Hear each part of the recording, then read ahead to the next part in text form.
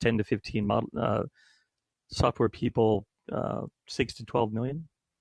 But right now, I'm just looking for one or two coders who can build little models to build this miniature and see where that goes. It'd be nice if I could pay them, but that would depend on finding funding. Alrighty. So that's it. That's the whole thing. There we go. 2 Bitcoin.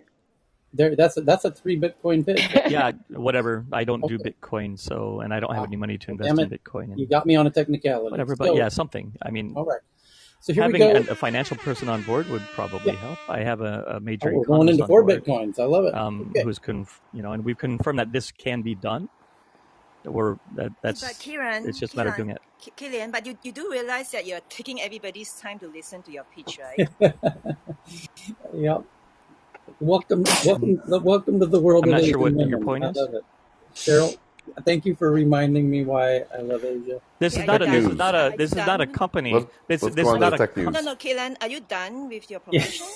It's not a promotion. This isn't a business idea. Okay, not on this stage. We are running tech news here. Yeah, let's so just run the format is okay, how's this not I think you're on the wrong stage. I'm sorry. Yeah.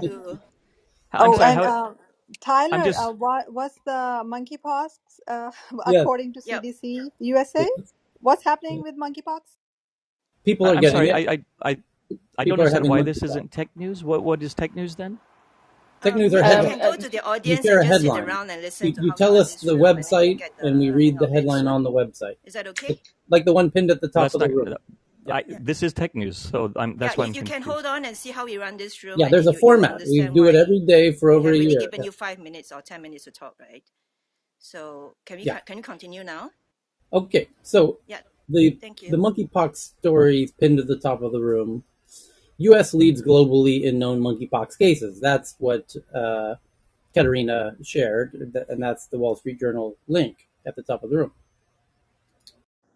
And, America does it again. What can we say? But the U.S. government has prepared the vaccine for monkeypox, right? Already bought that. Whatever. I mean, we're going to be number one even if it kills us, baby.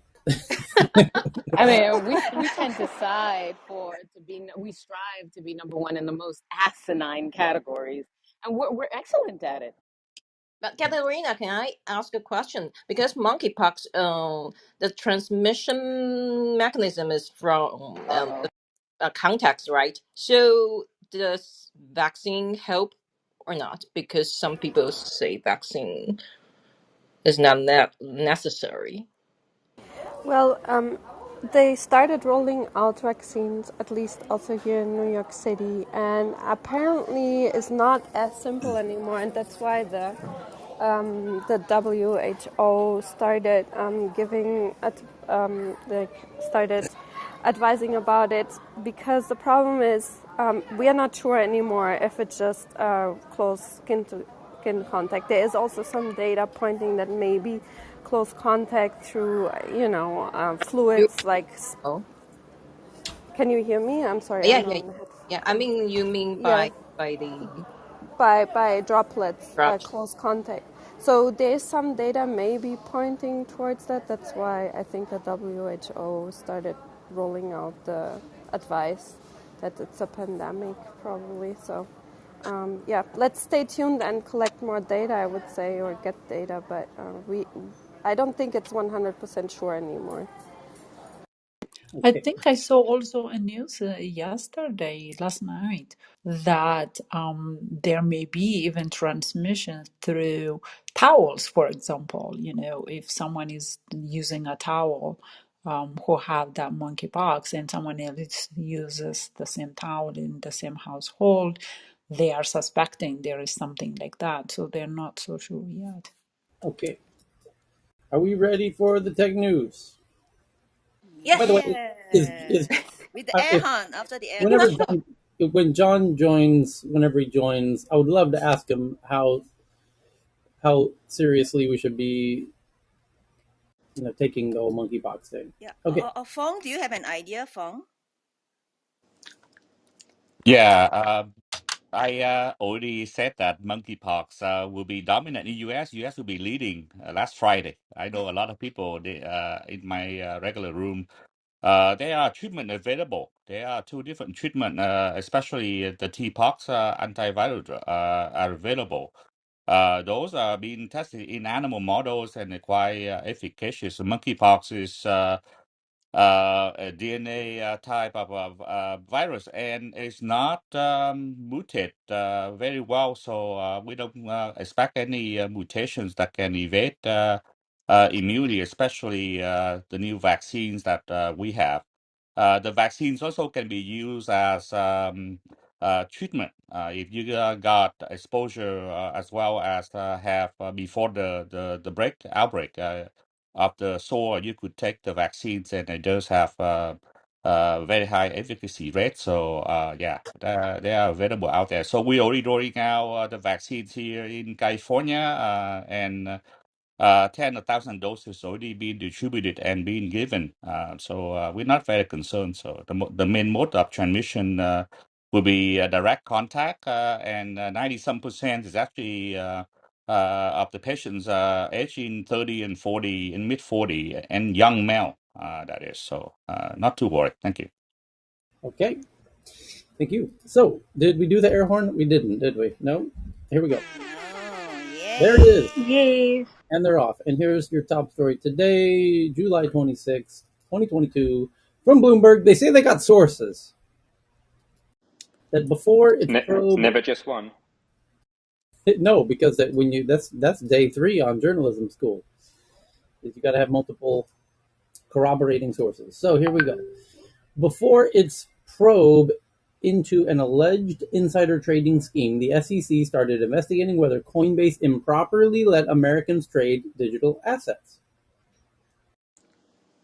So it's about how the SEC is doing their little dive into the inner workings of Coinbase and the other exchanges, because there's some shady shit going on in crypto land, and the SEC wants to. No, Donna might have a thought on this. This is kind of your ballpark, yeah. Yeah, I would note that 2 commissioners of the CFTC, both Carolyn, Commissioner Pham, and I momentarily forgot the name of the other one, have indicated that they thought that this was not correct, and that in fact these assets may be commodities. So you're seeing a jurisdictional issue here. Also, the way in which the SEC, there's been a lot of criticism about the way in which the SEC went about this. They have not. They have not sued the protocols or the issuers of the coins, which is normally what you would do. They have actually done nothing against anybody except for the people that supposedly allegedly did insider trading. And so the protocols also are without the ability to protect themselves or defend themselves. And so there's a lot of criticism about the way in which this was done, not only from externally from the SEC, but you're seeing some internal criticism as well. Thank you. So to be determined. Yes. And the next one is also from Bloomberg, that Coinbase's post-IPO decision to list the Coinbase's decision to list altcoins, aka shitcoins, was a reckless shift that led to alleged insider trading and higher risks for retail investors. Is this my fault you call them shitcoins now, Tyler? I'm feeling slightly self-conscious. No, that's Bloomberg literally wrote that. Quote unquote shitcoins. Oh, cool. The next one is a whole new topic. Topic number 2. Kylie Jenner and Kim Kardashian posted stories on Instagram sharing a petition to quote unquote make Instagram again and stop trying to be TikTok, that has gathered more than 100,000 signatures. Kylie Jenner and Kim Kardashian called on Instagram to stop trying to be like TikTok. And Adam Mosseri, who's the big boss over at TikTok, Instagram, that was a Freudian slip, did a tweet today saying, there's a lot happening on Instagram right now. I wanted to address a few things we're working on to make Instagram a better experience. Please let me know what you think. And I'm sure he's going to get 100,000 responses saying, we think you're cloning TikTok, and you should probably, clearly it's Zuckerberg who's telling you to do this behind the scenes. Anyway, there's a big petition. There's a whole lot of Instagram folks who are upset that the app has fundamentally changed. Because, as the second related story headline says from Axios, Facebook's TikTok redesign marks the end of a social networking era centered around friends and a move towards algorithmically sorted content from strangers, which is very fundamentally different in every way conceivable. It's just totally fundamentally different. And it's no longer about your relationships and your friends and your followers. It's about, and you can understand how the most followed people on Instagram who spent a whole lot of time trying to build up a whole lot of followers are now, the playing field has been somewhat equalized, because now anybody's piece of content it has a relatively more equal chance of going viral. So you can imagine how upset the people like Kylie Jenner would be, the most followed people on Instagram. There's a second related article from TechCrunch. It says Instagram's new TikTok-inspired user interface, which has rolled out to some users, lifts some dark patterns from TikTok, like no longer letting users quickly mute videos. Okay, yeah, they're just copying it. I mean, if you can't beat them, copy them.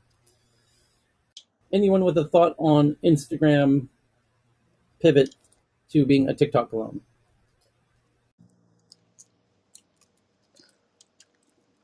I wonder if for the older generation they'll lose that loyalty base. I'm just thinking of some of the circles I've listened to. They're not typically comfortable with TikTok, but they are comfortable with Instagram. I'm thinking of someone I'm consulting with now who's in need of several different arms in her startup. She's told me several times that she and other colleagues are not comfortable with TikTok. They'd like to learn, but they're more comfortable with Instagram. If Instagram then becomes more like TikTok, how many other users will feel isolated? I'm not sure this is a good gamble for them. Well, here's the other point. The reciprocal point of my earlier point, which is, if you're a nobody, you have a chance of if you have a piece of good content, it can be seen by millions of people, because it's no longer about a social graph and your followers. It's about the piece of individual content. Similarly, reciprocally, speaking mathematically, Kylie Jenner, who has millions of followers, can put out a piece of dog turd content and it will not be seen by hardly anybody, like 1,000 people. And that's probably driving her bananas right about now, when she's used to getting millions of views and likes and comments on every stupid post she makes. So I was thinking about this, and I've been thinking about this for a year or so now. One of the things that this does, and partially the reason why I think it's angering a lot of people, is they're changing the game in a huge way. If you think about it, those of us who love Clubhouse and are on here every morning with you, or a lot, people have been trying to figure out how to monetize social audio, right? And they haven't figured it out. And by Instagram doing this with a very well-known platform, a very well-known, format for, this is how you make money, this is how you, incentivize your followers or get more followers and everything else. They're changing the game in a dramatic way. There's no formulaic way to do, to create an account, get followers, monetize, or at least establish yourself. They're disrupting this known entity and or an entire ecosystem. And that's people don't like change. And this is basically just saying, and there's somebody commented on to Adam this morning that was like, you're making this difficult for small businesses. And I started wondering, are they? Or to your point, Tyler, Is it making it easier for those newer accounts to be noticed? And It's a do we great all just question. need to learn a new way to do things? Well, it does screw over everyone who worked diligently to build followers and an audience. And maybe you have a lot of businesses who spend a significant amount of time and money to build a social media following of their customers, for example, and now they're going to put out content, and those customers are not going to see the content. I Well, think the this is sad an industry, sorry, one last point. This is an industry that hasn't had to pivot, or not pivot necessarily, but hasn't had to evolve naturally over many, many decades of growth and like learn how to say, okay, we're going to have to sort of change a little bit. When you look at industries or different kinds of corporations in the technology space, like IBM or Xerox or something like that, that's been around for, 20, 30, 40, 60 years, that have said, okay, now we're going to have to change because of whatever's changing in the environments around us. And this is just something that happens because Instagram's only been around for what, 10, 12 years, and this is a natural evolution of the way that business works, and we've just gotten used to the way that we do things. Well, this is how business is. Eventually you're going to have to change, and they've just gotten just too used to how they do things. I think the sad part is that I think it's clearly an identity crisis, especially with Zuckerberg. It's kind of not the first time. You kind of see it happen with Facebook, and now we don't really know what it is anymore, and it's leaking onto Instagram. You kind of think to yourself, isn't that the whole point why you acquired like a separate tech company rather than try and just merge it into Facebook and make it one weird thing, right? Like, I think each tech platform kind of has an area and niche of their own. The way I kind of see TikTok is, in terms of like advertisement, kind of reminds me of a QVC style. Then Instagram, maybe a more glorified ad where, there's a little more production value. One's for short, sweet content versus something that, you maybe focus on actually posting more beautiful photographs, right? I do think they're different markets, and it is kind of sad to see that, even as a user, TikTok's not really for me, but it's nice to have a slight separation, right? That, Instagram is for this and you have TikTok is for this. And to see them kind of lose their own identity rather than honing in and going, you know what, we're different. Who are the people that are different from mine? I'll dominate that. You have your own. I think it's like greed. You keep trying to expand and just eat up the whole thing rather than, maybe respectively find your place and, just do better in your category. So that's my 2 cents. Okay, moving right along, the next big topic from Reuters and The Guardian. Reuters says Amazon plans to raise its annual Prime subscription prices across Europe by up to 43% on September 15th, citing, quote-unquote, increased inflation and operating costs. 43% increase on the Prime membership. That's incredible. That's incredible. That's well above the inflation rate. And the Guardian article says Amazon UK plans to raise its Prime subscription price by £1 to £8 or £9 per month. So from £8 to £9 per month. And by £16 per year, now up to £95 per year. Okay. Tyler, this is still less money than Americans pay, though. So Yeah. The next big topic is from the Wall Street Journal that Shopify plans to cut around 1,000 workers, or 10% of its global workforce, citing consumers pulling back from online shopping post-COVID. And this is official. If you're keeping count, that is officially article number 4,275 in the past couple weeks of every company on the planet cutting 10% of its weakest team members. As I said they would do, as I continue to say they'll do, as I continue to beg the journalists to stop with these nonsensical, pointless articles, every company, and they're going to write an article on every single one of them because they're all doing it. And I wonder why they are not addressing real issues and just digging into either Elon's love life or how many people are laid off. Too much like hard work, Aaron.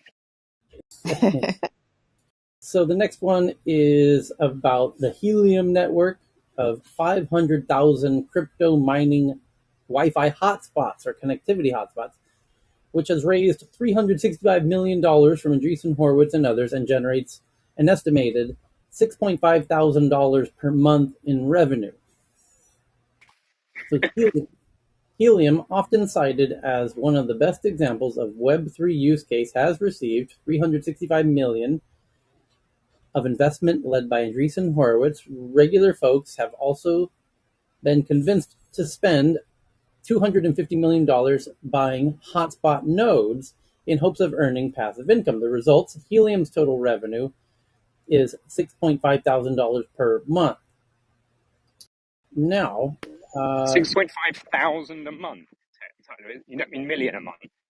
no, $6.5 thousand per month. Figures. How does money find I would love to know more about this. I'm familiar with the Helium network.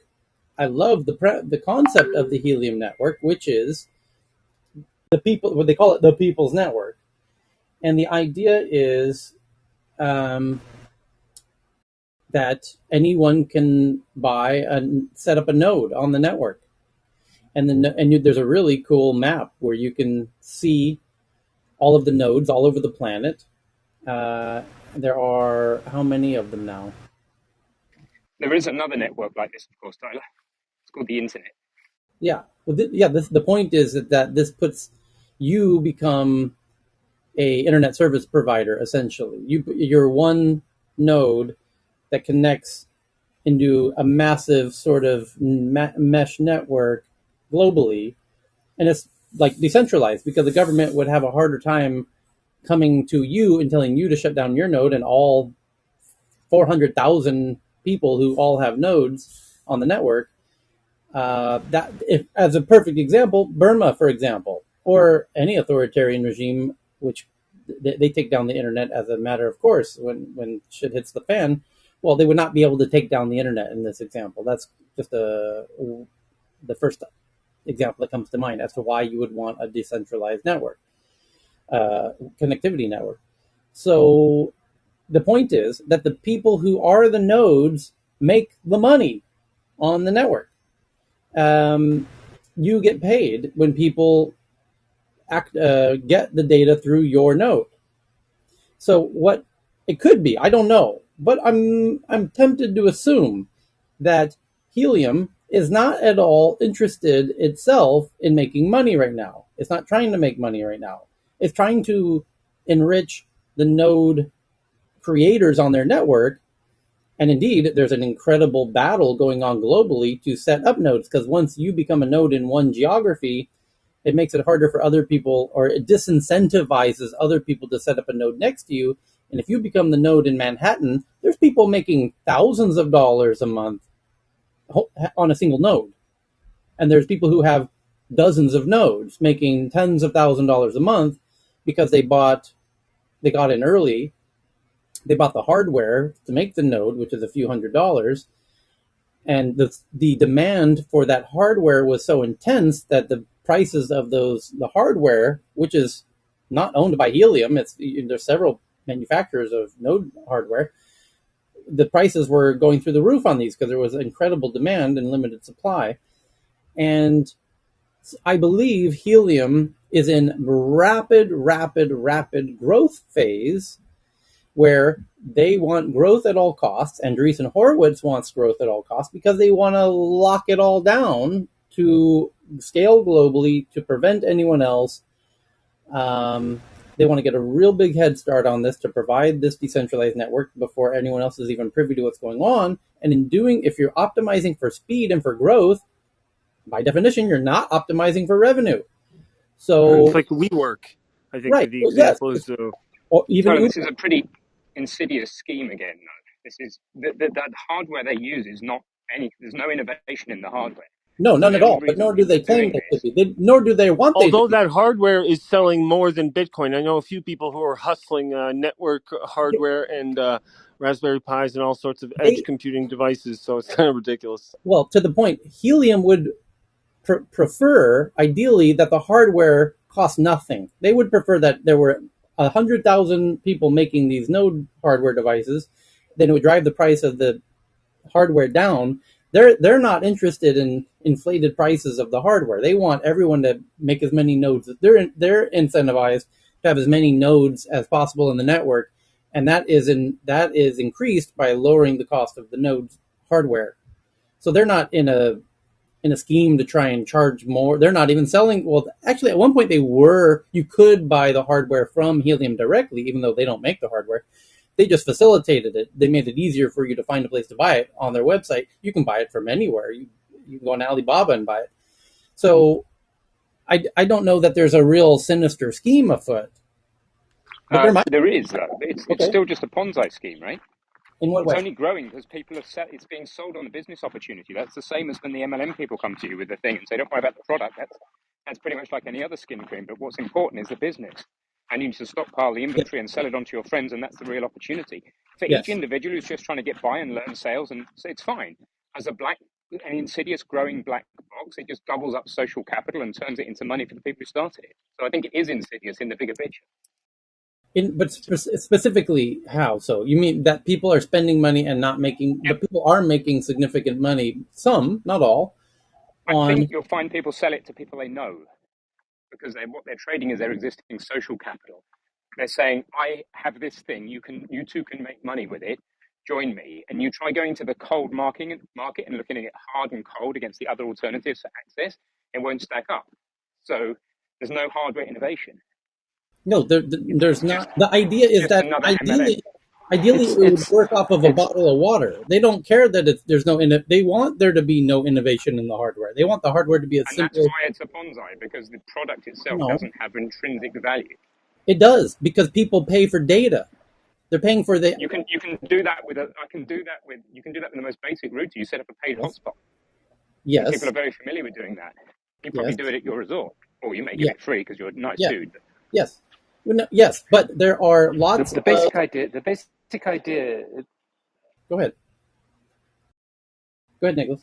the basic idea is the basic idea is right. Helium have, however, centralized this, which is why they've taken in money from Andreessen. So yet again, it's not a truly decentralized Not network. truly It's decentralized. much the same You're right. as Right. So it's much the same as if you were running a Bitcoin node, but you're running a Helium node on a piece of hardware that is able to maintain a distributed network, and Right. that you are getting your share of the network fees for maintaining the network. The problem is that it's centralized because of Andreessen's clearly putting money in, and they're going to take a large chunk of the network, and so it's not fully decentralized, and it's not got a particularly powerful protocol.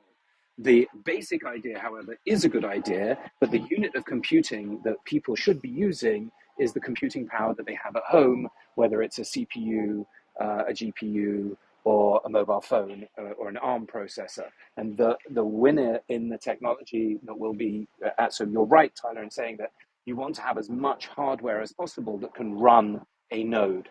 The issue for most people in the decentralized world is running a protocol on a very low unit of compute power and having a way to prevent people who have more money buying more powerful computers, which is the problem with Bitcoin, is that people have to buy powerful ASIC computers or ASICs that can mine the protocol as it gets bigger. So these are the challenges, but Helium is a good example of a distributed computing platform, but it's not necessarily the best implementation. And specifically, as soon as you get Andreessen in the game, it stops it from being a decentralized distributed network. It starts to become a VC based distributed network, which where they make most of the benefit.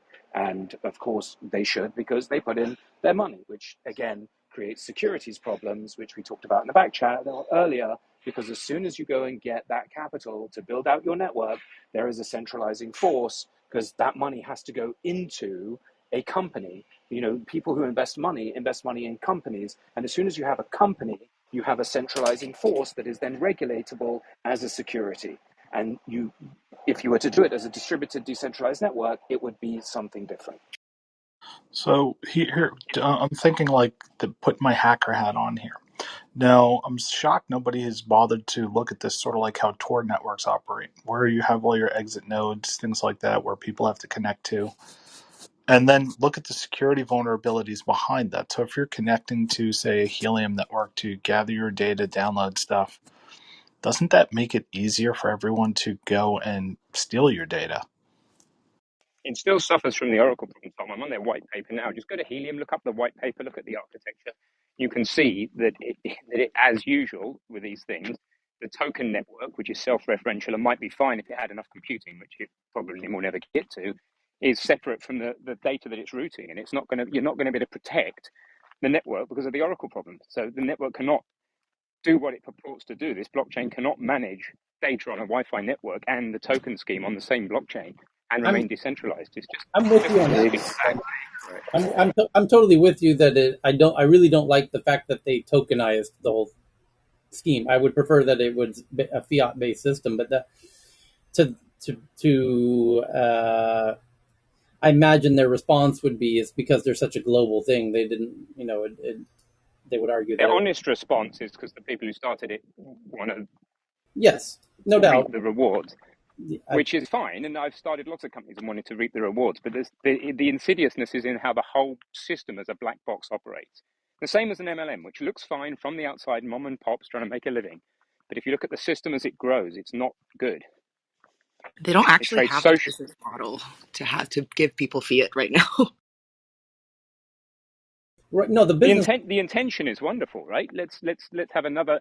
But what its problem is, it actually solving. That This you're hoping, Tyler, that it solves the state level intervention of internet access, because how's it going to cross the borders? How's it going to enter to the internet in the first place? The weak points will be where this thing crosses the borders. If you're in Mexico and somebody else is in San Diego, then the weak point is that link, that microwave link from Mexico to San Diego. Apart from it being a bandwidth choke point, it would also be the easy place to stop Mexico providing San Diego or vice versa a sovereign internet. Somewhere it's got to connect to the real internet if it's going to be of any use, and they're the weak points. so here's just to address your question. On their website. It says why use the People's Network. I mean that's what they refer to Helium as, the People's Network. Connect devices and collect data in ways never before possible at a fraction of the cost of cellular without needing to deploy and maintain wireless infrastructure. Helium provides the right mix of low power, high security, robust coverage in urban locations. Helium versus telcos. Here's how they compare themselves to, for example, in this graph I'm looking at. I'll pin it to the top of the room with AT&T and Verizon and T-Mobile in this example. They just make a really simple graph and they say ability to pay based on device usage. And for AT&T and Verizon and T-Mobile, they charge based on packages, and on Helium, you're paying per kilobit and very granularly, which makes it opens up a whole kind of new market segment for IoT devices like smart sprinklers that use incredibly tiny amounts of data. And you don't want to have an AT&T plan just for your every single smart sprinkler head that you have in your yard or whatnot. Connectivity without SIM cards or related fees. They again describe themselves as unique against AT&T and Verizon and T-Mobile, that they offer connectivity without a SIM card or fees like that, and the ability to pool data across devices. AT&T doesn't offer, Verizon does. Unlimited data usage with no caps, AT&T offers, but Verizon and T-Mobile don't. And charges for data overages, they don't do, and Verizon does, whatever. So they're positioning themselves as the cheaper, uh, more friction-free ability to pay based on device usage without SIMs and pool data across devices. They're optimizing it use case wise for networks of IoT devices like smart dog collars and things, where you don't want to have a AT&T plan or any regular traditional mobile plan for your smart trash can or dog collar, all this new era of IoT devices. That's their pitch, anyways.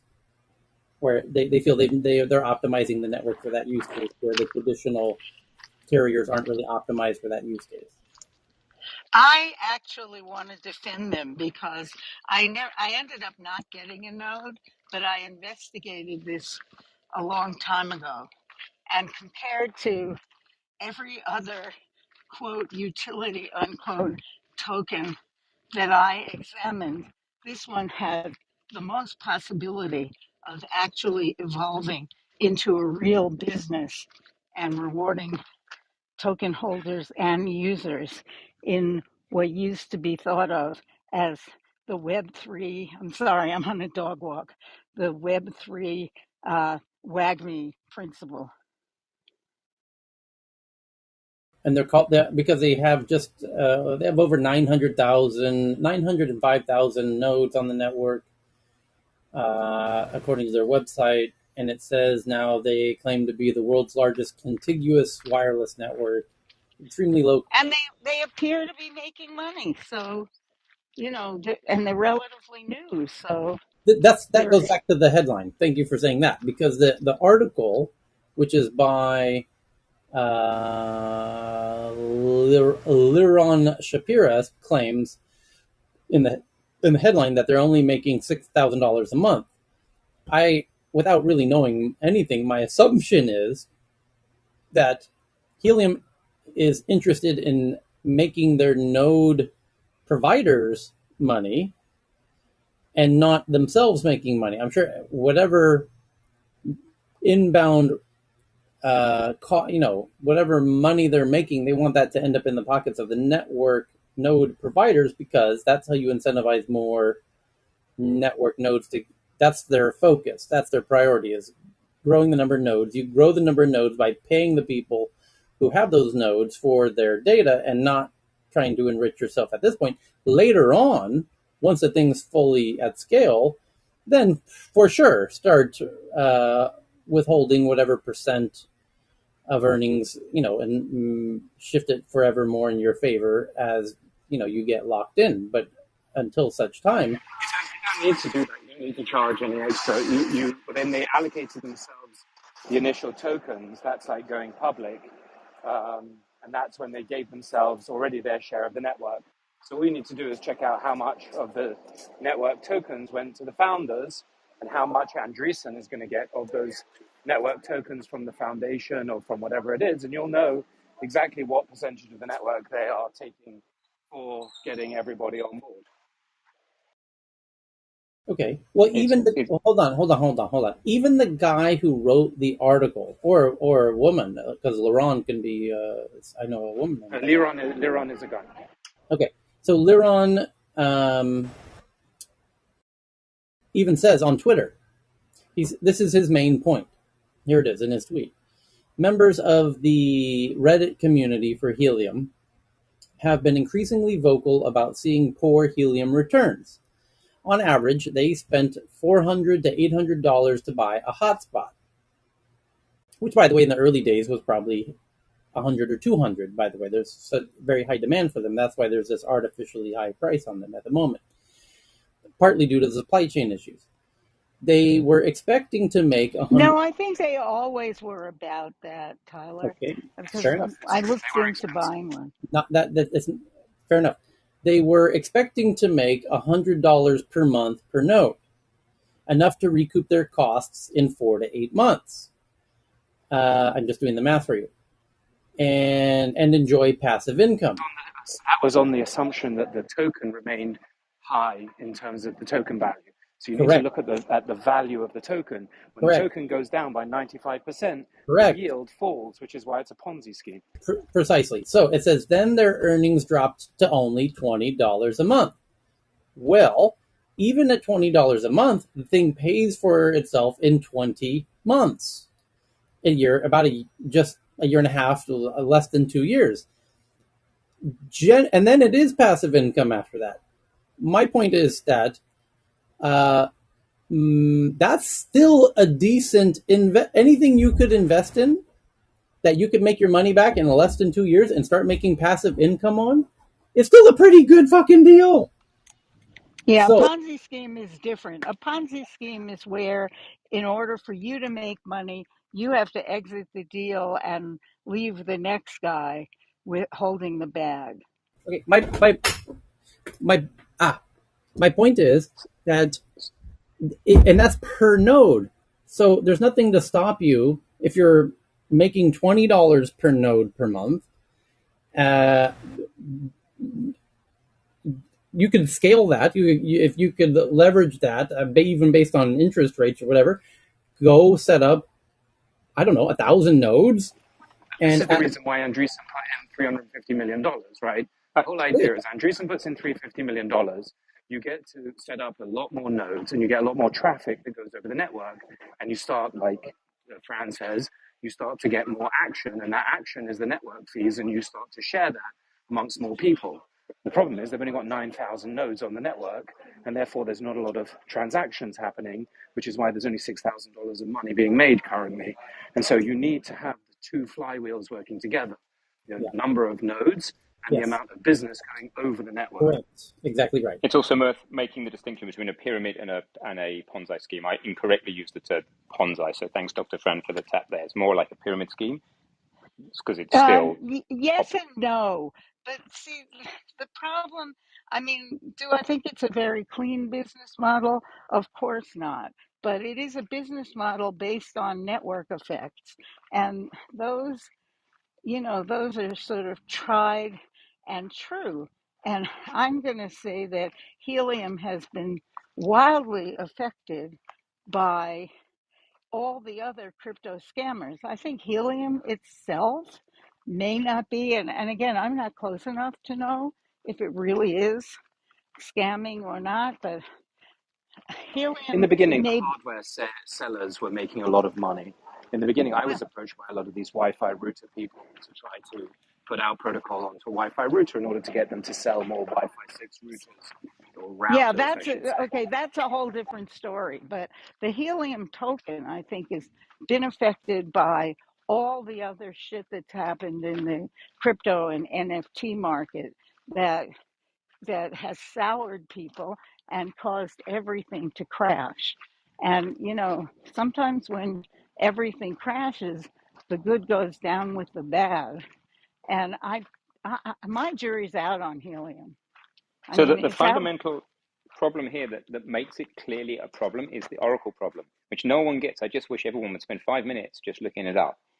I don't seem to be able to explain it clearly enough, so that's my shortcoming. But this is where you look at something like this and say the Helium token network cannot, the blockchain that is keeping track of the tokenization of that network cannot also do the job of ensuring security in the wireless, in the data network. It cannot, without a trusted third party, which is probably the router hardware in this case, enforce that everything is done properly and that prevent wrongdoing. It just can't do both jobs. So this is the issue. Why the blockchain?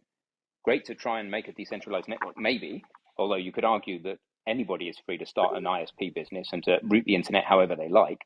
If I was in a rural community, I can stick a microwave link on my roof and walk around my neighbors with a flyer and say, hey, do you want some internet? Because you can't get it from anywhere else. It's already an open market. Everybody can already do it. All the technologies are already there. Nothing that Helium uses is a new technology. You'd be an I idiot to think put a to be SIM fair card in to every be fair, light bulb, So sorry. I think to be yeah, that fair doesn't matter. to I'm just saying there's plenty Fran. of other ways of doing it that don't require a lumbering blockchain, slow as hell database, wasting a load of compute power, and Okay, and that fundamentally is a not being whole edited. that is a whole other issue, Ben. And again, I don't know technically enough to pass judgment on that. But I hear But a lot of smart people saying that. So I'm beginning to take it seriously. I think the point is that it illustrates that you can have a distributed network where people maintain a network effect for and by the network members. That's what's valuable about it. And I think to Fran's point, that is, if it's Fran speaking, I can't see, I think it is, that makes good sense. And it's a good illustration. However, the problem is, I agree with Ben, is that this is not necessarily the best way to do it, nor selling specialized hardware that is expensive. What you should be able to do, which you will be able to do in the near future, is to maintain a similar network that is decentralized and distributed, and just uses regular CPUs, which everybody has in their mobile phones, in their computers, or if they've got a Rock Pi, they'll be able to do it that way. And so it's part of the evolution. So I think it is good to say, good on them for illustrating it. Is it the right demonstration? No. But does it show that we can do these things without the need for centralized counterparties? Yes. Okay. Yes. All right. Next up, from The Verge. As Mark Zuckerberg takes a tough stance on retaining employees during a weekly Q&A session, internal surveys show anxiety and unease among employees. So does that sound like a leaked file that got shared with The Verge? Or are they pontificating or speculating? Or what's the source? I got to find out what the source of this is. Who wrote it? It's written by The Verge, Alex Heath, and David Pierce. Okay, those are two very veteran reporters. Very veteran. They've been with TechCrunch. They've been with a lot of other places. I want to know what the source of the info is. Can we Cheryl? Can you please pin this? I'll pin it, and if somebody can read it, so we can get down to what the source of that is. And the subheadline says, "As Meta's growth slows, Zuckerberg is pushing even harder. Will his employees melt under the pressure?" And he did a remote meeting. That'll probably be something we. The back on it. Somebody. The point of it is a meeting, a remote, urgent meeting that he did, like a Zoom call, and they say that he sounded like a general preparing his troops for the war ahead. At other moments, he was the Wonder Kid visionary, hyping where the company's metaverse push might be. So it sounds like they saw the video of this video meeting. Hi there. The first pre-recorded employee question started. I'm Gary, and I'm located in Chicago. And his question was, would Meta days, extra days off, introduced during the pandemic continue in 2023? Zuckerberg appeared visibly frustrated. All right, he stammered. He just explained that he thought the economy was headed for one of the worst downturns that we've seen in recent history. Well, the guy, I would be frustrated as hell too if I'm trying to tell my team members, like, listen, we're going into war, and the first question that's asked is from a team member wanting to know if the extra days If off they could have more time off, if yeah. the extra days off that were given during COVID will continue into 2023 when the pandemic is essentially, for in this context, over. You're back to work. You're back at the office. If I were the boss, and that was the first question I got during this is a heads down call to arms type meeting, that urgent, and that's the first question, I would lose my shit. Didn't I it would say put it them was on a pre-recorded performance questions though? review. So it might have been prior to the knowledge of this being a battle cry from a general.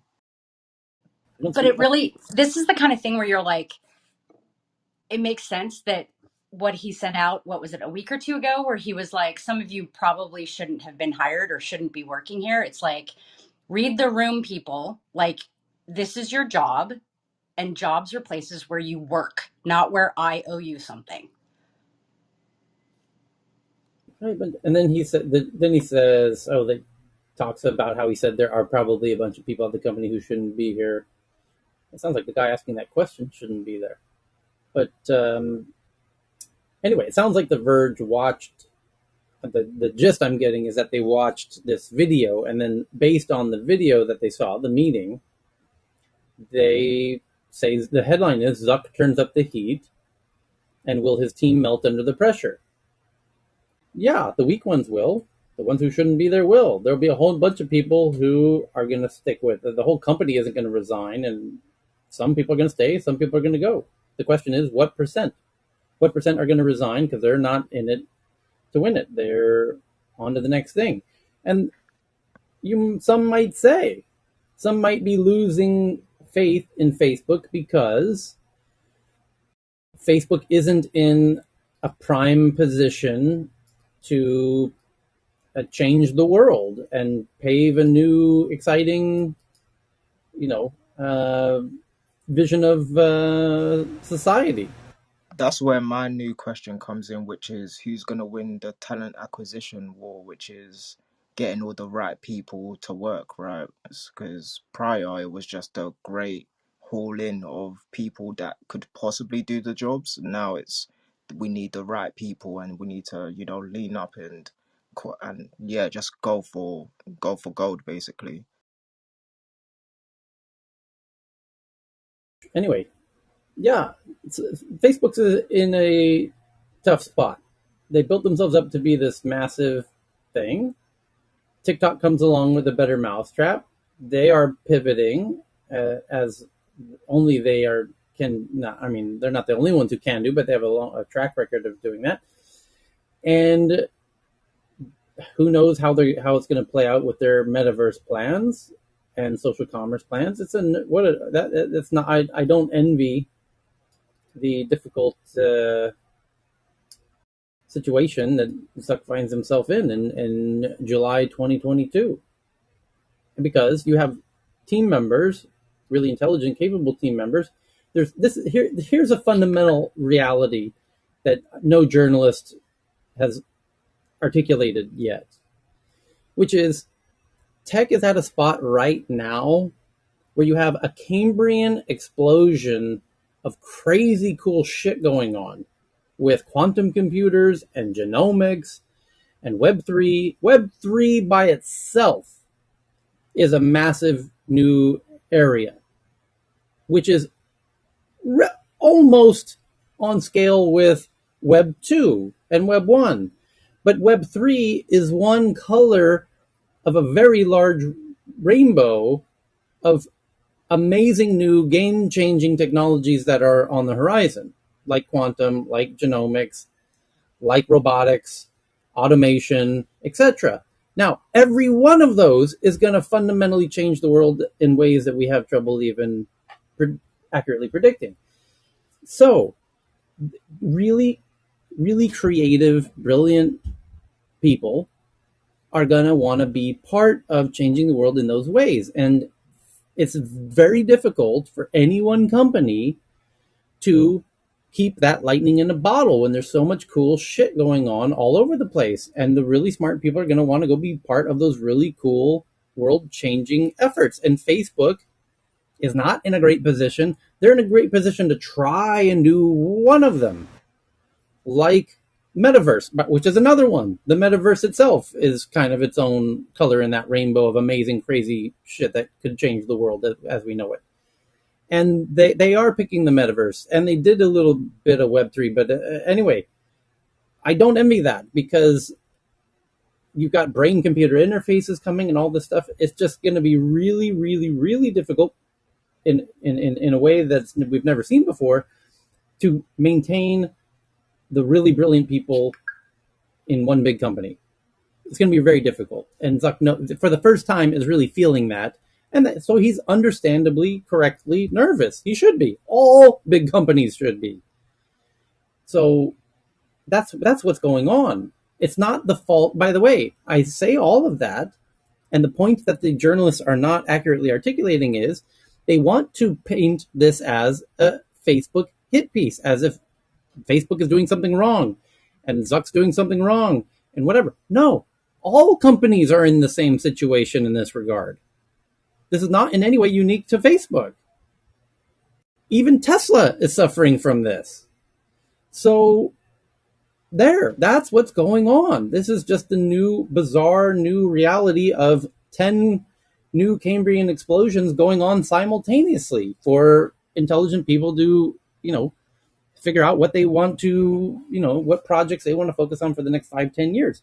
You probably don't want to be sitting working at an ad tech company if you're, a really creative problem solver. You're probably not going to want to be doing, how to get people to click on fucking photos and shit. It's just not now, not right now. 10 years ago, when there wasn't this massive explosion of crazy shit going on, yeah, sure, okay. But there's just way too much crazy cool shit going on, and all the big companies are correctly nervous, including Facebook. That should be the headline. But that's not the headline. The headline is Zuckerberg as he pushes even harder, will the employees melt under the pressure? Well, they might leave because there's a ton of amazing, cool shit alternatives to go work on, but that isn't Facebook's fault. So, but the way they're crafting the narrative, as usual, is Zuck's an evil bastard, and this company's evil, and he's doing it all wrong, and he's an idiot. Give me a fucking break. You're a journalist at a magazine that makes $1,000 a month. Get off your I fucking would. high horse that you Tyler, don't there's know a anything I, compared to Mark sorry. Zuckerberg. Stop pretending like Mark Zuckerberg's this bad, evil idiot, and you know more than he does. Because I say this lovingly, you're a fucking journalist. You don't know jack diddly squat about business. You know next to nothing. You know less than the guy who changes my oil in my car about business. Stop critiquing somebody who's made one of the most successful businesses of all time. You look stupid when you do that. Stop doing that. I And Tyler, would your points disagree, about though, the that Mark Zuckerberg is in the same position as everyone else. He's had like incredibly favorable experiences with the government for at least 15 years. And he was unable to capture, well, as most social media has done, given his example, he was unable to actually capture most of the value. It's actually a case study in how you have something where most of the value is actually captured by the customer that was failed to be captured by the business. But more than that, I think the article here is critical because he said, well, there's extra people here, and you might not have you might self-select yourself out. That I think is something that that I think that the employees were more critical of, which is hearing that some of them maybe didn't belong there at a general discussion. And now the perception is all, well, who doesn't belong here? How does that get slimmed down? And the truth is that once they reduce employees, which is what's going to happen with all sorts of people, they're not going to pick them back up again in an upcycle. Their businesses have just run leaner and leaner over the decades, and that means that people who leave, unless they have, and the statistics were actually just published in, like there was a LinkedIn thing actually I just saw yesterday, that if you leave without a job, the likelihood of being able to return to a job is actually extremely low, and it may be better the higher up you are in two main industries, which one of this is Meta, but I think that they're rightfully terrified, going, what am we going to do? There is a lot of cool stuff, but from a lot of people who can't afford to hire because they're very early. So I think also Zuckerberg's in a very different position because so many journalists were promoting him for so long. And now we're starting to see retraction pieces, which never happens. Like, I got this wrong. I shouldn't have been so great about Facebook. I shouldn't have been telling everybody and their brother to get onto it. We didn't know what kind of world social media would create, and that it would make it easier for people who are extremists to get together and cause massive damage. So, which is a valid complaint. So, I don't think he's in the same category. I also think, though, that he's made major errors when it comes to venturing into crypto and the metaverse, primarily because Facebook holds communities, he doesn't. Facebook itself doesn't have communities, which makes it very difficult for them to enter into the metaverse. And they say in this article that it's been a money pit. And that's been true, right? It's been many years that he's been trying to execute on this. And other companies with many fewer resources, but much stronger personal communities have been able to execute much better. So I think some of the criticism is certainly valid. I don't think Meta is immune from from missteps or anything like that, and I don't think that a reporter saying that this is something that his employees may not be on board. He personally isn't great about fostering community. That was actually what's her name that just left, the leaning in person, and she was better about maintaining tight communities around the office. So he's got a gap in leadership there. I think that this is a difficult time, and but I don't think it's an unearned time. Okay. Next up, from Bloomberg. Sheryl Silverberg, that was her name. Yes. Sorry. Okay. Apple. Tyler, you Sheryl are muted. Sandberg. How quickly we forget. Sandberg. Sheryl Thank you. Sandberg. I know. I haven't had coffee. I'm just going to justify it like that. But yes, thank That's you. okay, Alexandra. But you know Welcome what? on stage, Evan. Finally. I think you're absolutely right, Alexandra. And, you know, having known Mark Zuckerberg since he was 19 and, well, maybe 20, one thing I know about him is that he does not have a lot of social skills. I'm sure that between age 20 and 35, you know, he has developed enough to make it in the business world, but that doesn't mean that he is a community builder. His sister, Randy, who was the chief marketing officer in the early days of the company, was and is a tremendous community builder. And I don't know Sheryl, so I don't know how good Sheryl is, but you know, you're absolutely right. I mean, Facebook employees are probably not a community. They're probably, or at least not a community attended to by Mark, because it's really difficult to build and manage a community. Look at what Tyler and Cheryl have done. It takes day to day attention to the needs of the peeps. And that's really not Mark's strong point. He has lots of other strong points, but you're right about the gap in leadership, and it's amazing how quickly it's showing up. Okay. Randy doesn't mention Meta at all in her newsletters. For anybody who gets the newsletters, they're quite interesting. They're incredibly brief overviews, not entirely accurate because there's not enough detail. But for what they are, they're actually really useful to share concepts on Web3. But she doesn't mention Meta in them, which I think is always interesting. Sorry, I Well, interrupted. she has spent her life trying to get out from under her brother. Tyler, your points around the talent retention acquisition, awesome. The bits about the technologies you mentioned, most of them make sense. Am I the only technologist here who just every time I hear Web3, just it does not make sense to me? And referring it to the people who you might, believe in more, Jack Dorsey hasn't got the best things to say about it. Elon Musk hasn't got the best things to say about it. What is it? Tyler, you're a technologist, you're a smart guy with this. How do you lump Web3 in with genomics and all the other things? I just don't understand it. What do you hope it is? Do we believe it's an internet where we can own the data? If so, how? Yeah, How? it's there's endless YouTube videos and even Clubhouse rooms on the topic. So I'll spare. Yeah, but none of them address the fundamentals properly at all. Yeah, None of Some them of us actually do. talk about. I've never heard anybody talk about the computer science issues with it. Well, I have, but none of them So what, of think Web3. integrating genomics into the edge no, computing, no, IoT, is that? The no. only people that really understand, like blockchain developers, etc., that really understand this space, Yep. don't think it's a thing. The people who don't understand the technology and skip over the fundamental flaws Yeah. think it's a thing. Well, That's the just pattern I see. just show me a Web3 company or show me a Web3 app, and it's less tell me or sell me than show me. And can anyone point to a Web3, like a purist Web3 implementation of something?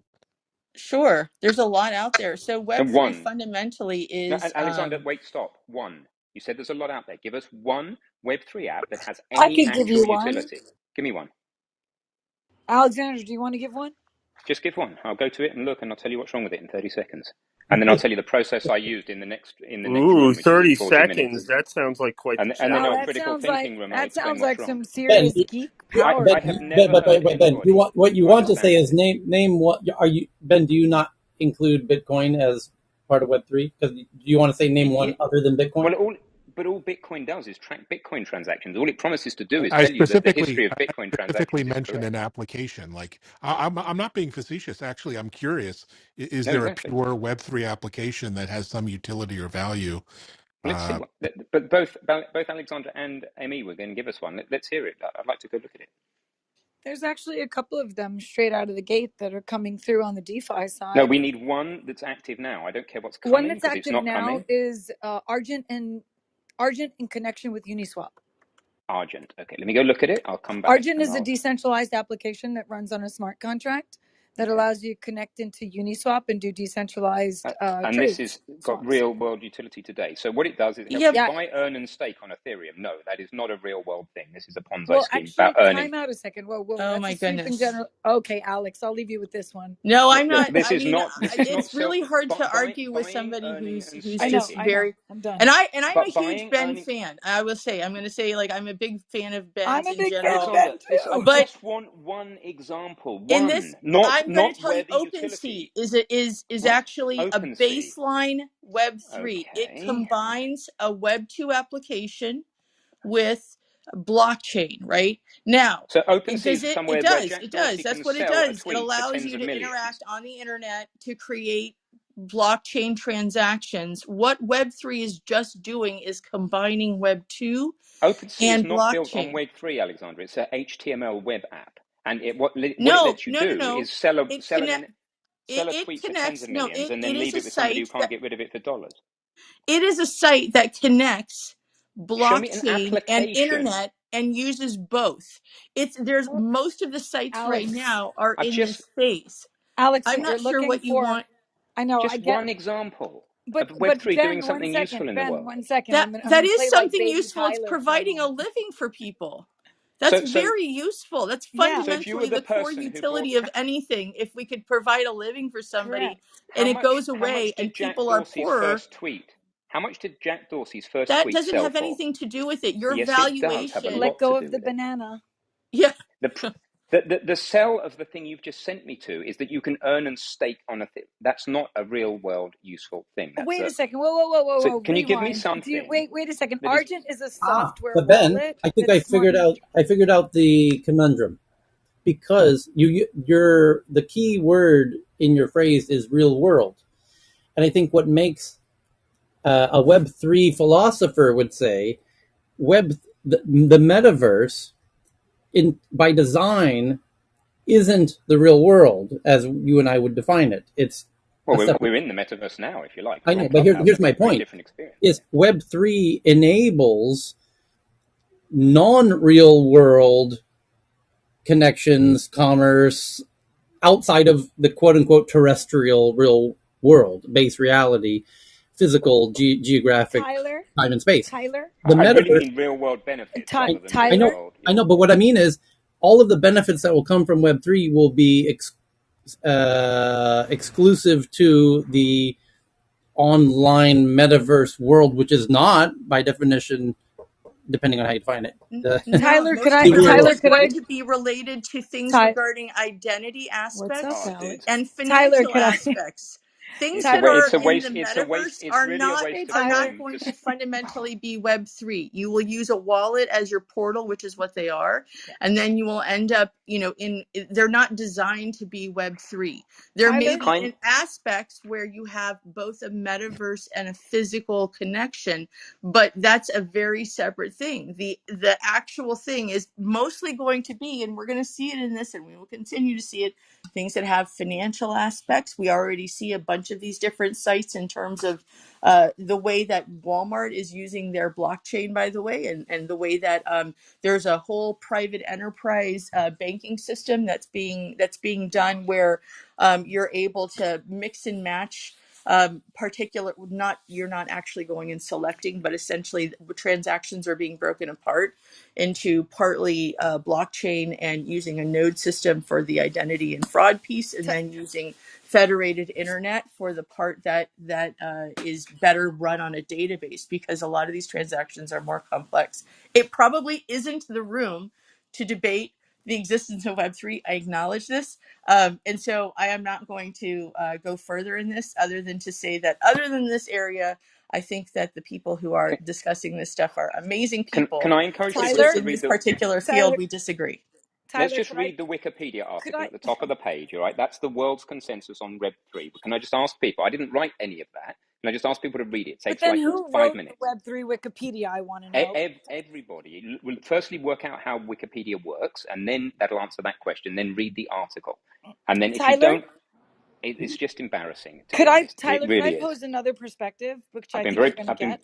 very patient with it, but it's embarrassing when the people who seem to advocate it have never hashed a fire. I don't want to make ad hominem arguments, but it tends to be that the people who advocate it just don't understand the base technology and don't see the chasm between what Tyler, computer could I? science can actually do and what it's promising. There's a big gap that has not been crossed, maybe crossed one day, and we are just ignoring the fact that that gap has not been filled. Issues Ben, like are the we Oracle really problem and so ignoring forth. the fact, or is it the fact that some people are elitist when it comes to their education and others are not? Because the It's nothing to do reality with any. is I that love. it does, because you're a genius. And I think that's No, I'm really not why a Alexandra genius. and I, well, but you're very intelligent. And That's we exactly Well, what recognize every that. genius says. I'm not We're a genius. recognizing that. And that was IO, right? We're recognizing that the challenge that I'm going to throw out for Web3, which I get what Alex is saying, and I really adore you, Ben, for sure. And Tyler, I was going to throw it back at you, because when I was in my MBA, we actually were doing something quite interesting about 10 years ago related to smart cities in Sweden with a university in Sweden. And one of the things that Web3 is going to do, dovetailing into what Alexandra just said, which is really powerful, is it's going to enable IoT to become also more secure. Because when you start to look at Internet of Things has a challenge to make smart cities.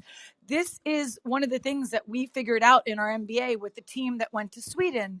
They have to figure out how to make smart cities smart so that we could actually engage and function, as Alex so eloquently put.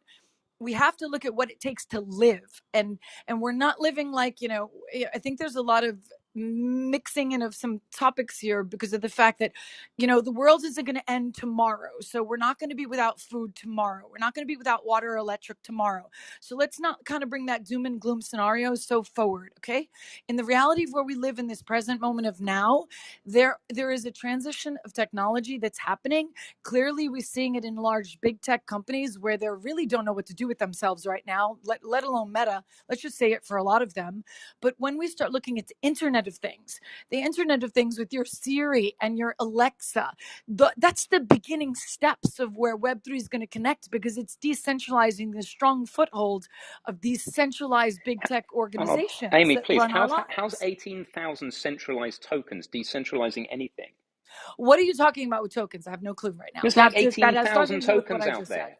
They've, That are, every one of these things runs on a different token. There's 80, how's that decentralizing? And No, anyone no, that no, have no, got no. any traction Be more the are same backed way by you want us to VCs. be specific, Ben. The same way you want us to be specific, What you specific must technical be. problem with You must IoT be devices? specific as well. So, You what must be specific specific. problem with IoT devices are you hoping this is going to solve? That is not Well, solved by one just of getting them the is the encryption fact that right. there's a lot of people that are unbanked and cannot I access. totally agree. Bitcoin solves Okay, that. that's a big deal. That's a big problem to solve. Bitcoin solved that. Job done. It No, doesn't. actually, it has not solved that problem, Ben. And I've been in the space quite a bit longer around Bitcoin, and it It has has not not solved yet that problem. solved this problem It because it has hasn't not yet solved the diffused there problem, yet. But but DeFi people are certainly too is not busy going to. bickering and arguing over Ethereum and Bitcoin that no one's going to solve the problem because they're too busy bickering. I'm not bickering over it. I'm asking for one example of something that is DeFi that is useful today. But Not whenever anyone 18,000 brings an examples. example, the first thing is it's shot down, and then there's Okay, passive well give aggressive behavior wrapped around that. I just think because the that's not example you really gave, Amy, really all it kind. said you could do was earn money with Ethereum, No, which is not. you didn't even hear the strategic connection that I made. I literally have been studying with a mathematician and a computer scientist who's based out of Singapore, who literally is regulating DeFi. As Cheryl knows, Singapore is so regulated. So I get that, but you need to understand that part of what people don't understand in the tech space, and Tyler's actually mentioned this before, and it's part of the reason I actually get projects sometimes, is that sometimes some people are just too intelligent, too far reaching to understand the problems of Amy, this I small asked for person. one useful example. You said And I Argent. I went gave to you Argent's one. website, I and gave you an they're example of strapline. one. I gave you an Okay, example so can you tell me connected what to I'm another missing? location. You're So their missing the strapline is buy, process. earn, and You're stake missing the Ethereum. process. I'm going to So repeat it what am I again. missing? You're missing the business process that is being solved by those two applications together, which is what Alex, not Alexandra. That's what Alexandra's been trying to also explain as well, is that there are use cases, there are business processes that we interact on a daily Can you give basis. me one example? So that's they don't say that on their website. Okay, So maybe you need to read deeper. that's a marketing problem. That's a What one communication business problem. use case? They're That's typically a very good at marketing because they're backed by VCs most of these things, and they've got very swish websites. So what the same way one business Celsius use isn't backed case? Wait a by second. Can I Andreessen just Horowitz. suggest that we all agree to disagree and move to the I next agree with article? that. Because Yeah, I Tyler mean has it's just limited time. I don't That's fair enough, exactly. I don't Alexandra. normally get to talk about it because I just wait until it as it is. It all collapses around us, and then people will stop That was talking she about just it. agreed. She's But like, the amount of yes. energy we're spending on something, just read the Wikipedia article, right? And then if you think it's not right, change it yourself and see if the world will allow you to leave it in the state you want to leave it in. Okay, so the next topic is Apple settles a patent case with a company called KOSS, K-O-S-S, which in July of 2020 alleged that Apple's AirPods violate 5 of their patents. The terms of the deal were not disclosed. Bloomberg says that the UK's Central Market Authority, the CMA, publishes its report into music streaming services, saying the market for music streaming is dominated by major players. Well, that's what you figured out in your report? But this is not currently causing consumers harm. So, the position of music streaming today, a la Apple and Spotify and other music streamers, I think you have to include YouTube in there. Is not really. There's no real problem there. Yeah, that the concentrated nature of the market, dominated by just a handful of players, is not currently causing consumers harm. And quote unquote labels nor streaming services appear to be making sustained excess profits. Right. They're in vicious competition with each other, by the way. So How is it with the artists and bands, etc.? Do we have any view on that one? Because the thing is here, what I hear from Swedish musicians that I know is that they get tens of thousands of listenings on YouTube and on Spotify, and they get peanuts for it. yes, You wonder. I'll explain. It's because when a songwriter or an artist, and I've been both, uh, the record labels very cleverly include a clause in your contract which says they own the digital streaming rights of your content. And though they started putting that term in before, at the very beginning of YouTube, we're talking 2006, when artists had no idea. They knew what CDs were, but the concept of digital streaming, and the labels knew, that Napster might eventually build a business model, and the labels want to make sure that they control, they have some ownership when music becomes streamable. Let me put it this way. It used to be that to transfer music, it had to be transferred physically, right? Through CDs or tapes or whatever. And then it started being transferred digitally. And there was a significant shift where, and Spotify deserves a bit of credit for this, where you no longer need to own the file. You just listen to the file, that the streaming of it, and that there would be a new business model built on top of that. Spotify knew that. The second the label saw that, they recognized that as a possible future way that content would be consumed. And so they started putting in contracts. We're going to own something that you don't even know exists yet. And you're not going to fight us about it because you don't see any value in it, but we sure do. and it's called digital music streaming, and we're going to own your digital music streaming rights. And you read that and you're like, well, I don't even know what that is. Sure, knock yourself out, cowboy. You can have my digital music streaming rights, you silly goose. I have no idea what that is. Why would I care that you have it? So artists have been, even after Spotify became popular, the labels got so confident that everybody signed the contract and didn't fight on that clause that that's just become a default accepted clause in every contract that says they own your digital streaming rights. Now, Spotify wants to stream the music you created. To do that, they have to pay whoever owns the rights, the digital streaming rights to that content, which is who? The artist? No, the artist signed a contract giving those rights to the labels. So Spotify has to pay the labels for access to stream that music. And the labels say, okay, let's make a deal.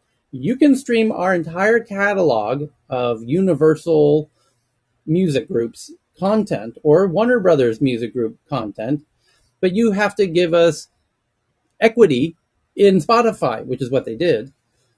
And Spotify did give up equity to get the streaming rights to those major, there's only 3 or 4 big, massive music groups. And Spotify had to pony up equity in the company to get this digital streaming rights. So it's kind of a partnership in a way. Anyway, the artists, notice who got left out of that deal. The artists. Now, who screwed the artist in this arrangement? The record label or Spotify? Because the labels are getting paid. Not only per stream, but in equity. They actually get to own a piece of Spotify. Do the artists who make the music get that? No, not at all. Are they entitled to any of it? No, none whatsoever. They signed a contract that says, I give you my rights. I had such a contract. Every artist I know has that contract. Incredibly few. I mean, 1 out of 10,000 artists fight to say, no, I want to own my digital streaming rights. And more are starting to do that. And unsigned artists have a strange sort of, in 2022, due to the power of TikTok, now if you almost have a sort of an advantage over signed artists who did give away their streaming rights. And now there's a new opportunity for the platforms, meaning Spotify and or Tidal more notably, to create a new model where Spotify and perhaps more so Tidal or someone else who might come along to make deals directly with the artists directly in the same way that YouTube does. YouTube goes directly to the video creator and says, we'll pay you for each stream, but we're going to put a little ad there, but we're going to give you a cut of that ad and you're going to monetize. Why doesn't Spotify do the same with the artist? Well, it's because in the YouTube example, the YouTube video creator owns the video and the rights to digitally stream it, and YouTube pays the creator who owns the right for it. But not always. There are many YouTube video creators who have signed contracts with companies, giving the companies the rights to the digital streaming rights of their content. Joe Rogan is one such person.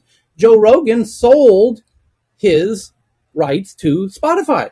Spotify now owns that content and the streaming rights for that content. And Spotify gets to decide if that content gets to stay on YouTube or not. So it happens in YouTube. It doesn't happen nearly as much because YouTube isn't shady bastards, greedy, you know what, mofos like the record labels are. And YouTube took a much more friendly, hey, we're going to pay you a little bit for each stream because you own it or whatever. Anyway, so I would love to see the evolution of the music industry evolve in the similar way that YouTube did, and I'm confident that it will. It'll just take time as artists get more familiar with how to avoid the pitfalls of the music business and the sharky nature of those bad actors. I don't blame Spotify though. I blame the music labels. But there's several Joe Rogan podcasts of artists like Billy Corgan explaining this to Joe Rogan, who assumed that Spotify was the bad actor, and Billy Corgan of the Pumpkins was like, no, actually it's It's more so the labels that are screwing all the artists. And Billy is not the only one who's explained that to Joe, but now Joe gets it, and that's why Joe did a deal with Spotify, because Joe now understands Spotify isn't the bad actor in this equation. Okay, so the next, anyway, so back to this Bloomberg article, the UK CMA did a report which they spent a lot of money on and a lot of time on, several months, I'm sure it was millions of pounds, to conclude that consumers are not being hurt by the current landscape of streaming audio, that there's no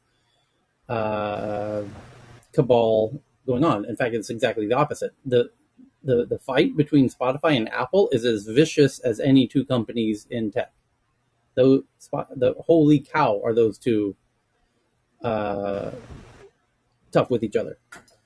So the next topic is Binance CEO CZ sues Bloomberg's Business Week's Hong Kong publisher for defamation, claiming a June 23rd profile depicted him as running a Ponzi scheme, Ben. It's not the first time CZ and Binance have sued a media company, but interesting. That's interesting.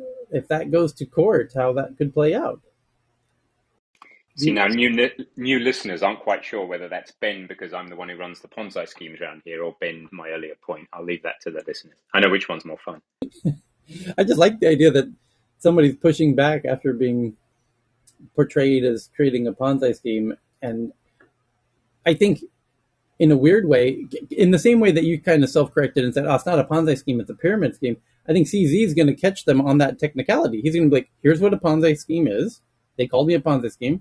You, the jury, decide, am I a Ponzi scheme? And no, it's not. What the journalist meant to say is might be a scam, but a Ponzi scheme is a very specific type of scam. And by portraying him as a Ponzi scheme, you just defamed him in a inaccurate way that you might now be responsible for, depending on where the court case is held. I know the UK is particularly sensitive to defamation and libel issues.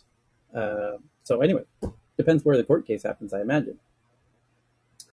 The next one is Meta, Google, Microsoft, and Amazon. I've heard of those companies. Join the NIST's push to scrap the leap second, which keeps clocks in sync with the Earth's rotation but can cause glitches. Syncing clocks with Earth's rotation causes more problems than it's worth, according to Google, Meta, Microsoft, and Amazon. Who gives a shit? Here in Thailand, we get off by hours sometimes, and nobody really, no one thinks twice about it.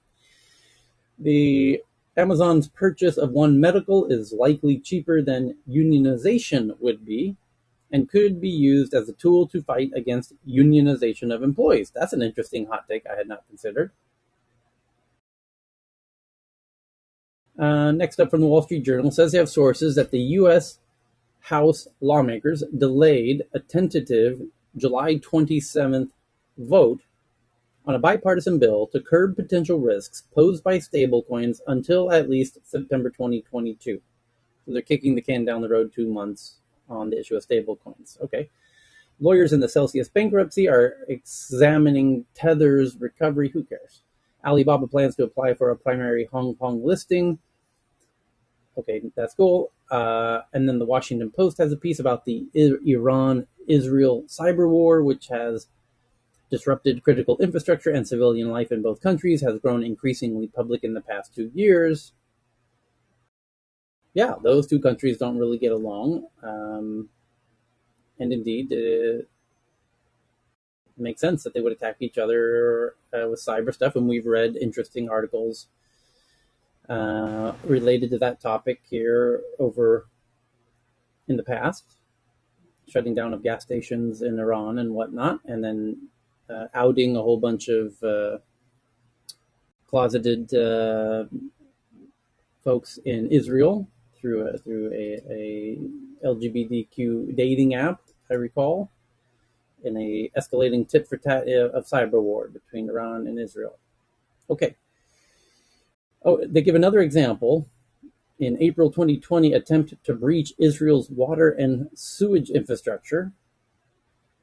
And indeed, those are the more concerning ones, not the dating apps, but the critical infrastructure, water supply ones. Those are the ones you really got to be very careful about. Okay, so the next big topic is Meta launches music revenue sharing to let US creators include licensed music in their 60-second Facebook videos, which are 60 seconds or more, and earn 20% share of in-stream ad revenue. There it is. There it is right there. Here's a glimpse of the future of monetizing of streaming music. Now, the video creator, you made a video. You want to put some music in your video. If you have to pay whoever owns the streaming rights to that music. By the way, if you've ever tried to include any music of any popular artist in your little cute little YouTube video, you'll notice somebody did a takedown notice on you and it wasn't the artist. I can assure you it will never be the artist because the artist doesn't own the streaming rights to their music. But the labels sure do, and they sure as shit are going to take down your video if you're not going to pay them for the digital streaming rights that they own. So Mariah Carey's not going to do a takedown video on you of your, dancing to her song. But Universal Music Group sure as shit will, because they own that content, the streaming rights to that song. Mariah Carey doesn't own her own streaming rights to her own. No artists do. 1 in 1,000 do. That's actually not true. She bought back all of her masters. Owning your masters and your digital streaming rights are not the same. But no, she got the rights to it also. She might have her digital streaming rights. By the way, her long-term boyfriend was the boss of the music group. What a coincidence. Sony her Music Group. Long-term boyfriend was a dancer. Before that was the boss of Sony Music Group. James Packer?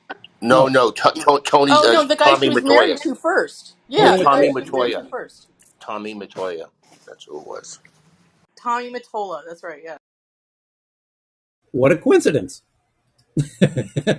So, back to this new point, Facebook allowing the video creator to get a piece of the action because the video creator, in some cases, might be doing the music a favor by getting it more popular. And by the way, as a music creator myself, I like this idea. And I imagine a lot of my musician friends would agree with my take on this, which is, if you're a YouTube creator, let's assume I did own my own music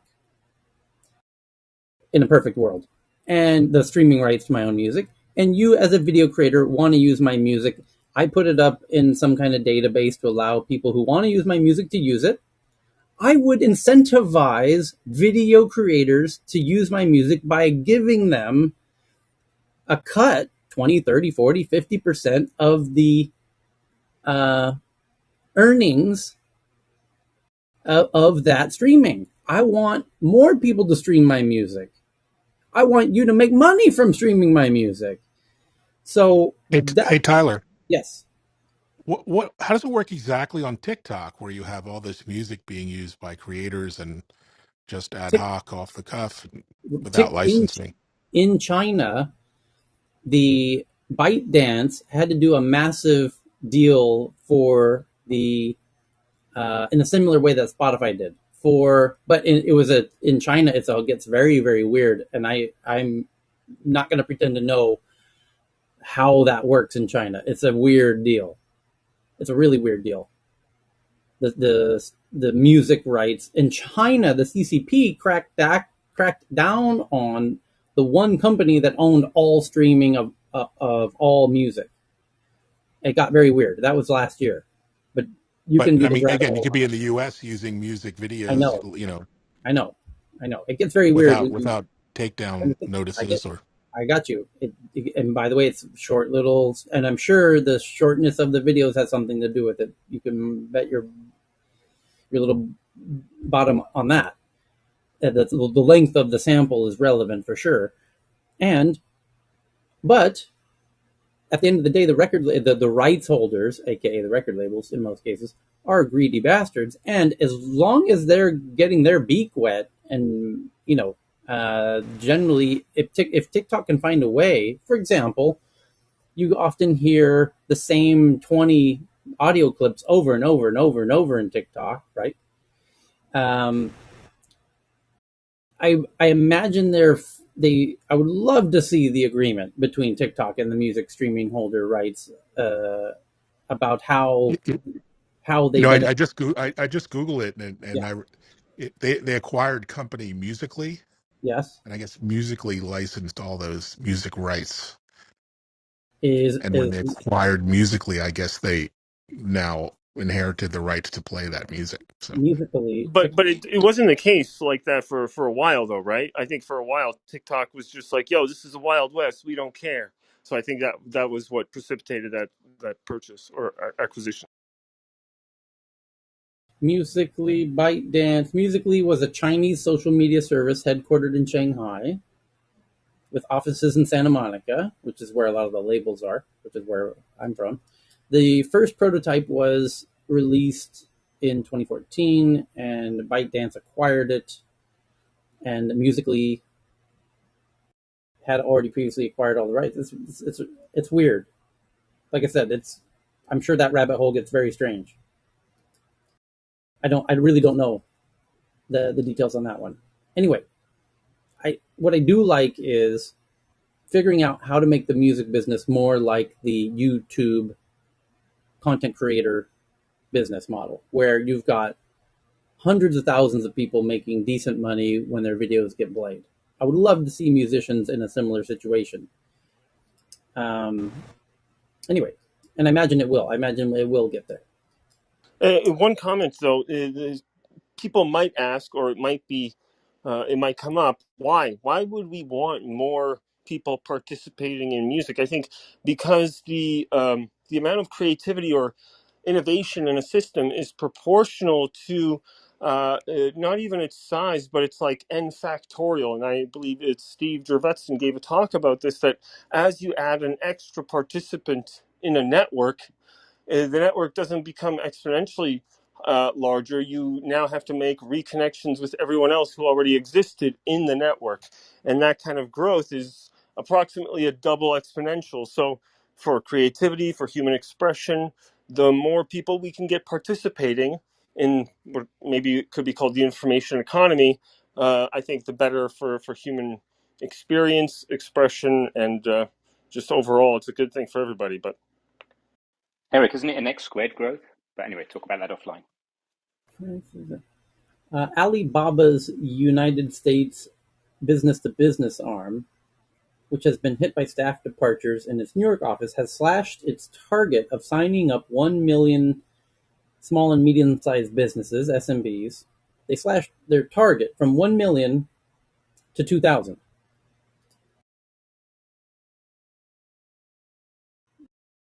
Congress plans to vote on a bill to ban firms that sell spyware from working with the U.S. government. And experts say the surveillance market will be hard to curtail. Next up, the NFL launches NFL Plus streaming service, offering $5 per month tier and a $10 per month premium tier. This We did that yesterday, Tyler. I explained that yesterday. you did that So it yesterday. only that streaming service, just so everyone knows, does not include regular season games. Okay, just some preseasons, and then highlight films and stuff. The Taylor Lorenz actually shares a. I'm not normally one to compliment Taylor Lorenz, but honestly, I don't.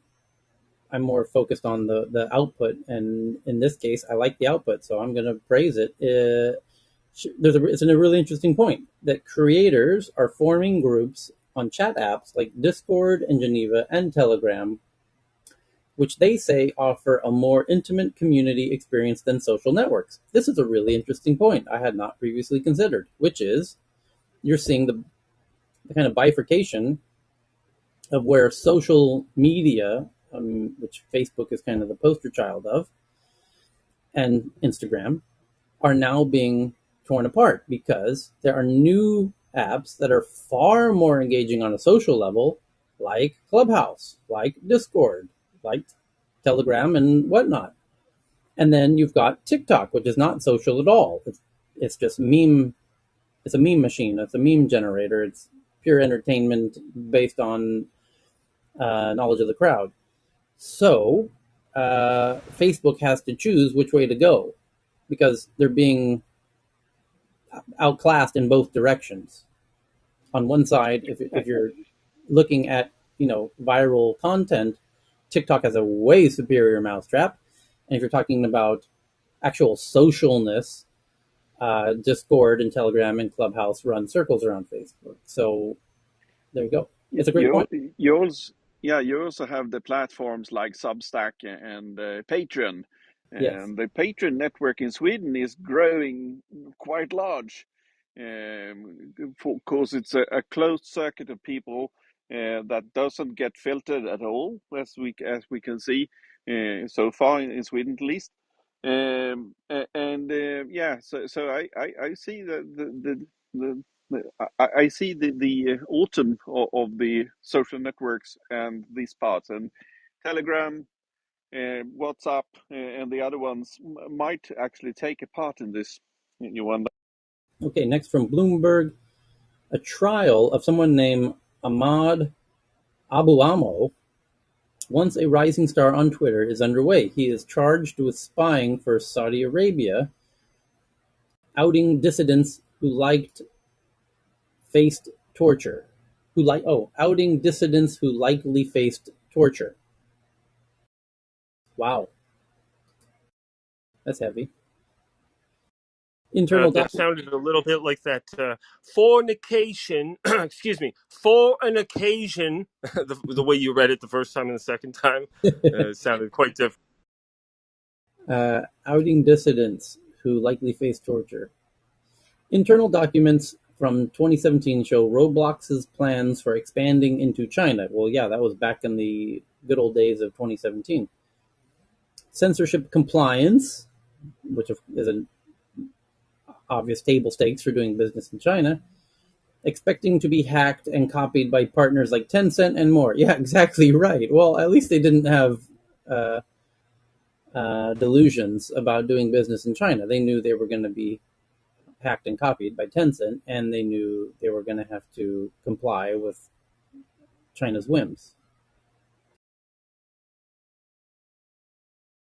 Meta launches the revenue. We covered that. Creators for big groups.